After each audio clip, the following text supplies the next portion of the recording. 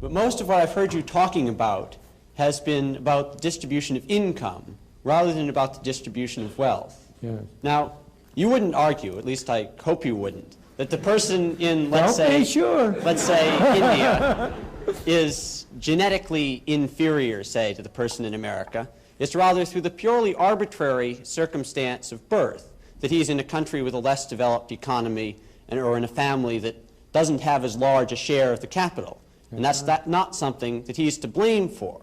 Oh, I'm not blaming anybody. Even if the free market system equitably works and everyone progresses an equal amount, that person who started out with a lesser share of the capital is still going to end up with a lesser share of the capital. That's right. And there's nothing in the free market system that's going to enable him to make up for what was a purely arbitrary deficit in the first place. And given that the kind of people who become successful capitalists do not become that way by giving away their wealth voluntarily, isn't it necessary to forcibly redistribute wealth before you can begin to operate under a capitalist system? No, it is not. The only way in which you can redistribute effectively the wealth is by destroying the incentives to have wealth. And the question is, what is the way, what is the system which will offer those people who are so unlucky as to be born without good positions, what is the system which will offer them the greatest opportunity? Well, one possible way of redistributing the wealth without affecting the incentives to earn as much income as possible is simply to have a 100% inheritance tax. But since that won't affect the incentives, it's only after the person's dead anyway. I beg your pardon. I'm afraid, I don't know the family you come from. I don't, but as you grow up, you will discover that this is really a family society and not an individual society. We tend to talk about an individualist society, but it really isn't. It's a family society. And the greatest incentives of all, the incentives that have really driven people on, have largely been the incentives of family creation, of family, of pursuing, of establishing their families on a decent system. What is the effect of 100% inheritance tax?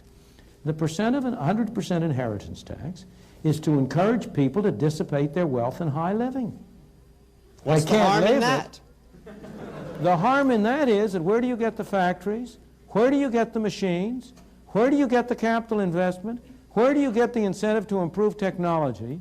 If what you're doing is to establish a society in which the incentive is for people who, if they by accident accumulate some wealth, to waste it in frivolous entertainment.